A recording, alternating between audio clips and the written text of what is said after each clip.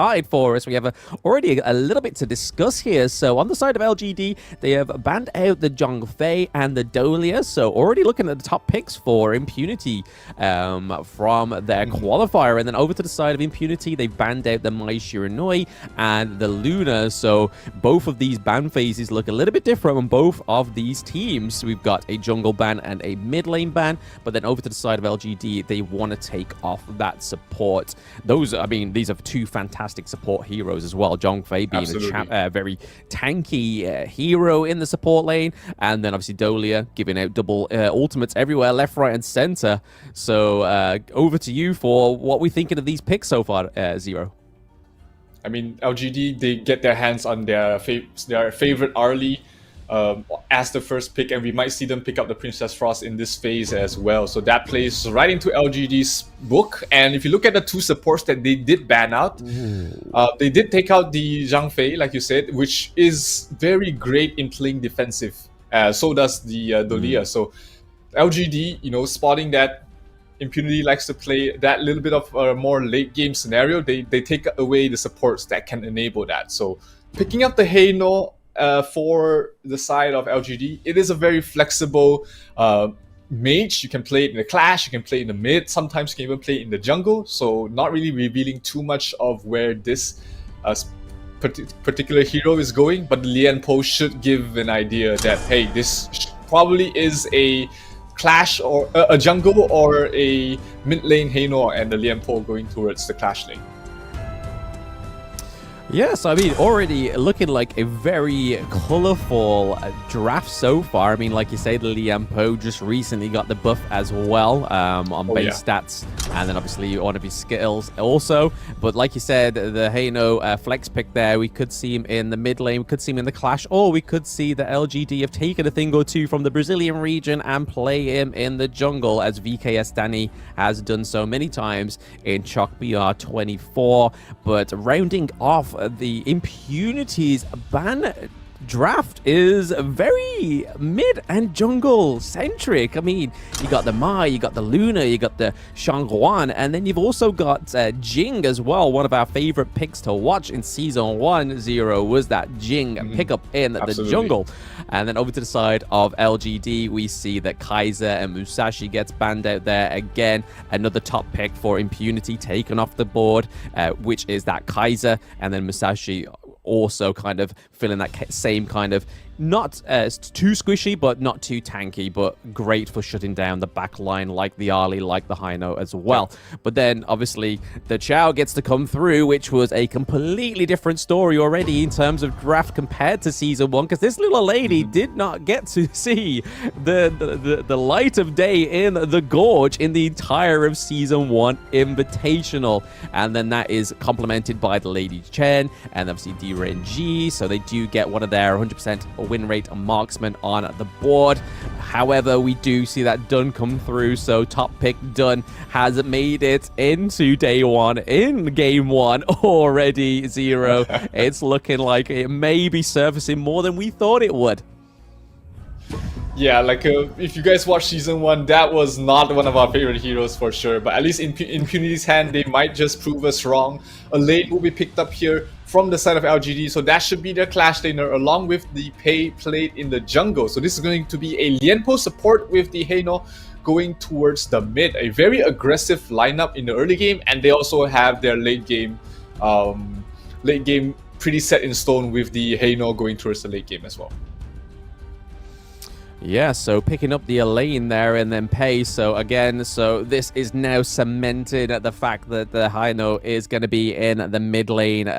Lian Po is going to be the support, whereas the Elaine is going to go up into that clash lane. A big clash lane pick coming from the open series as well. We saw this hero getting picked up quite often, and it's pretty brilliant as well, because with Death on Sunset, you can literally disappear up into the sky for a few seconds, so you can kind of negate any or predict any massive amounts of damage that's coming towards you by just proccing that ult.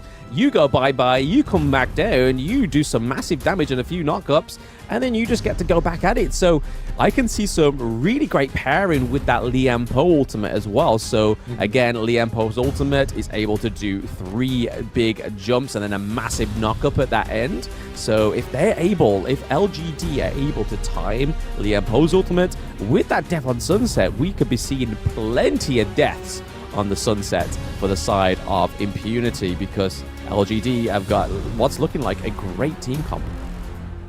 Yeah, this is definitely right up in their alley. This is definitely one of their comfortable hero compositions, I would say, but Impunity doesn't look like they have gone too far away from the book as well. They're playing what they're comfortable with. This is a best of 3 series, of course. This is the opening match, the first time both of them might be facing against each other in a competitive standpoint. They might have scrimed against each other before that, but you know, with the first time of both of these teams playing against each other on a big stage, this is going to be the litmus test to find out who has the skills, who has the rotations, and who has the macro plays down. Yeah, and then obviously we didn't see towards the end of that draft that the Dharma actually came through onto the side of Impunity. So Dharma, again, another fantastic Clash Lane hero. If you're able to land those ultimates, we've seen those huge ultimates from Dharma from Season 1 to the Open Series to all these mini little qualifiers where it may not shine in the early game, but coming towards that mid to late game, he's able to pick up a lot of kills and then try and, with those kills, bring a lot more gold back to the team. But again, Durenji paired with the Chow as well. That's going to be really interesting to see how Impunity actually navigate that little lady with her teleports, because again, such a fantastic utility to your team is the Chow, and I think this could make or break this team come for Impunity in Game 1.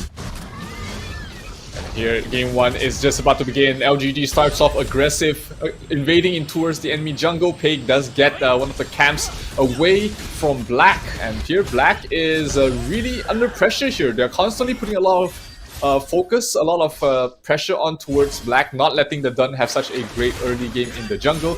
And you can see he does struggle a little bit, especially with Dun needing a good start to go into his mid game.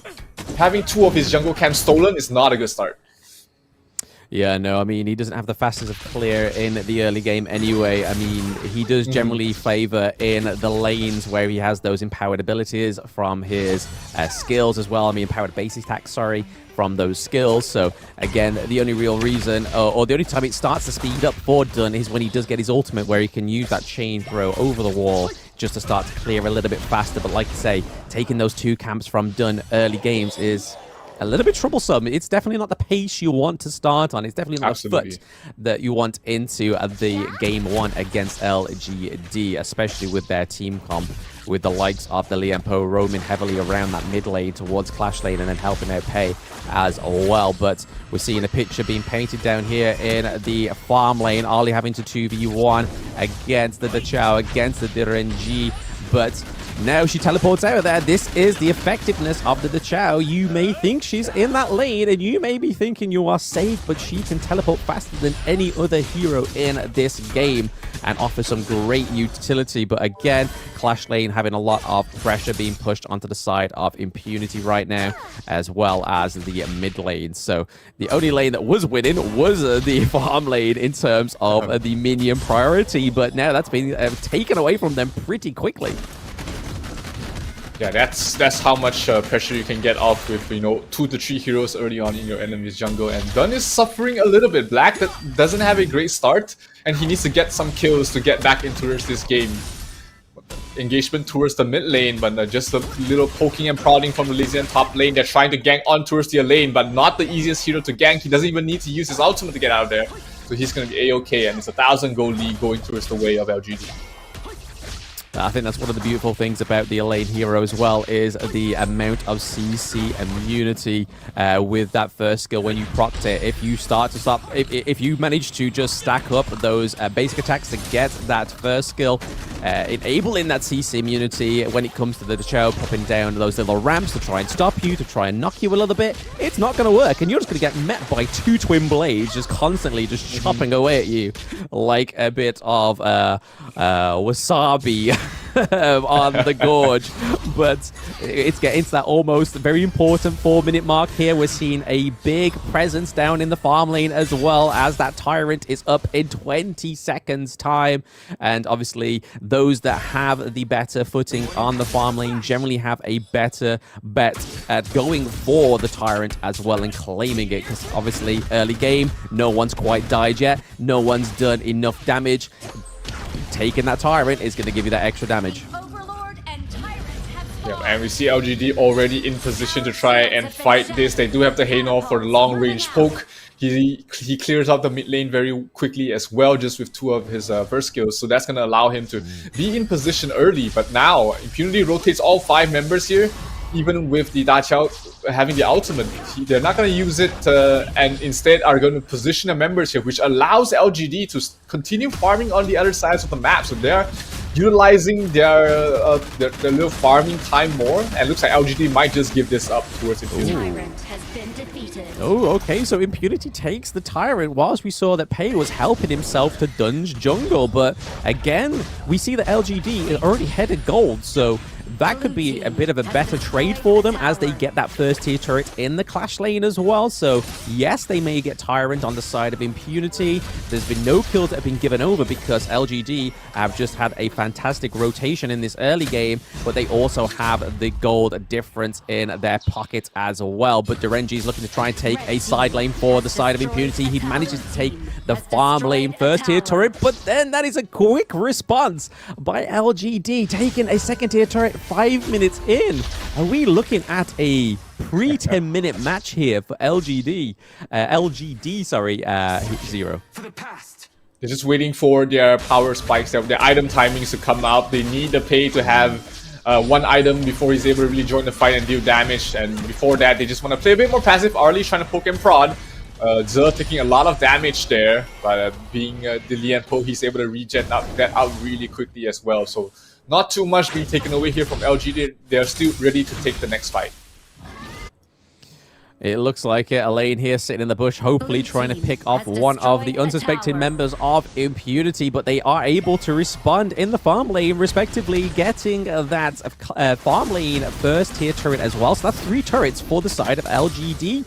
No kills yet, but this is what the difference is of Honor of Kings against other games, is that kills aren't everything. It's just all about that tempo, and there's a death on Sunset straight onto the Chow. And then again, he is not done yet. Xiang is still in a little bit too deep. Unfortunately, it is a 1-1 trade between Impunity and LGD. But again, turrets are just being taken from Impunity just under their feet. They just don't know what's quite going on here.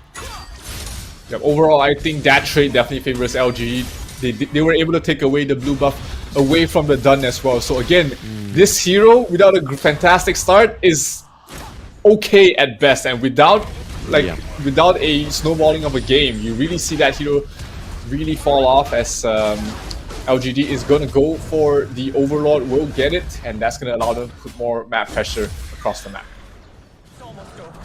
Yep, so picking up that Overlord, they didn't quite get the Tyrant, but has the Tyrant really helped Impunity in this game 1 yet? Not quite. Obviously, they don't have the buff as it only does last for a minute, but that Overlord coming through will definitely be helpful in trying to get this mid lane first tier turret, because for those that watch Season 1 and watched any previous Honor of Kings tournaments or even play the game know how important that mid lane turret is, because if that goes down first or even quite early in your game, that allows Pei. I mean, even though LGD have been giving themselves access to Impunity's jungle anyway, that mid lane turret has not stopped them. And here it is. The Vanguard does come round with Ali. So JR picking up that first tier turret in the mid lane. It's looking quite shaky here for Impunity, but they are looking for a macro play into the Clash lane to try and at least take another turret from the side of LGD. But we do have a rotation here from Elaine and Pei,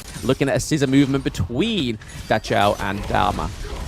Yep, LGD's looking for a fight right now. They want to try and get something done, try and get some kills, but Musang King might be the one in trouble. Here comes the ultimate from the Da Qiao. The Musang King will fall, and Elaine still going. Arlie gets a kill on towards the Dharma. Here comes the ultimate coming from the Lian Po. They're going straight for the DNJ, but DNJ is so fast, so agile being able to deal damage while trying to run away, and he will survive the Da Qiao down to very low HP. The Arlie trying to give chase. Can he find his target? Trying to teleport away. No, both go down. Double kill.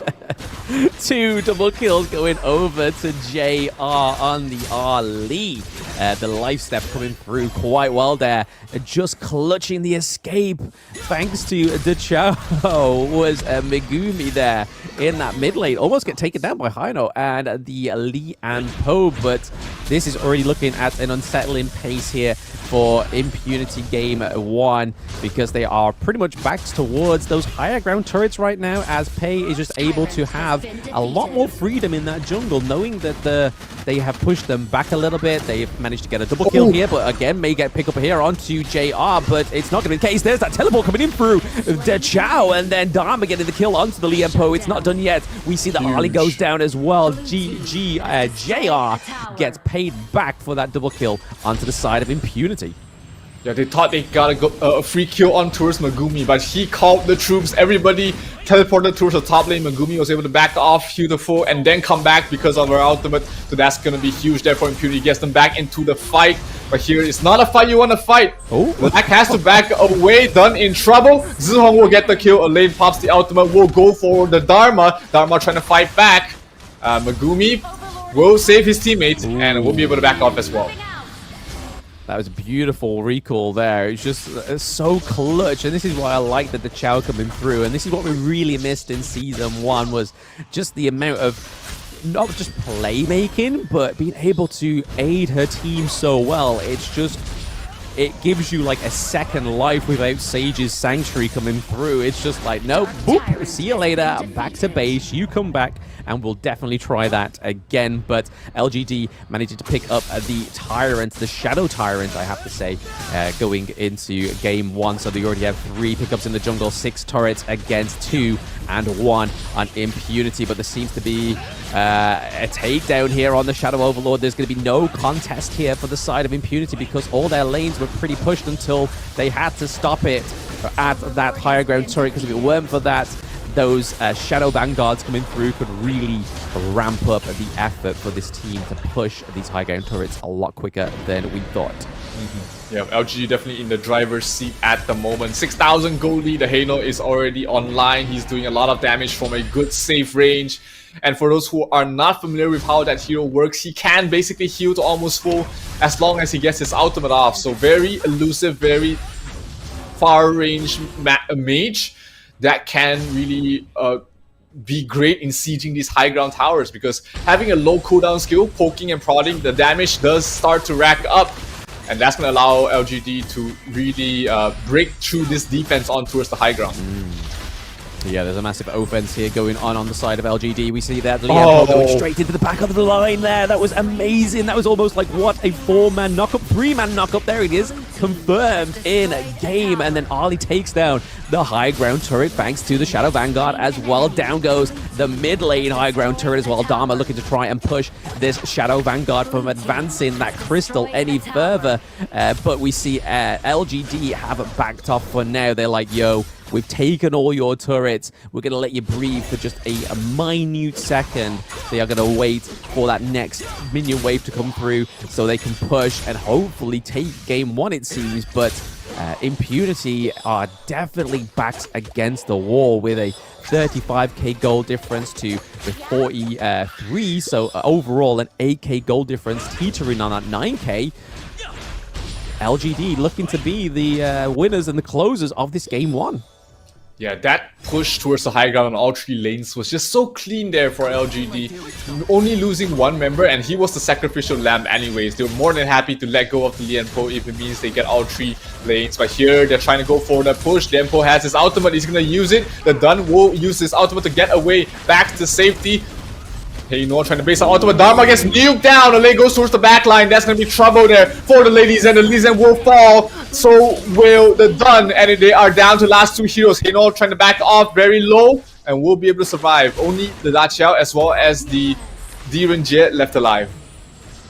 They are really holding out hope here on the side of Impunity, but that second minion wave does come through, and there's only Durenji and the Chow to try and stop it, but that crystal is being taken down just like the Chow almost did at the end there. So game 1 going to LGD, all because of that ferocious performance in the jungle.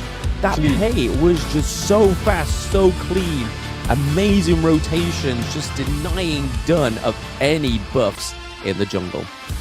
Yeah, the surgical precision and aggression of LGD in the early game allowed them to really snowball the game going towards the mid game. And we talked about how LGD likes to play this mid game lineup that ends the game early as quickly as possible. And having that pay off to a great start while also shutting down your opponent's jungle definitely was the key to them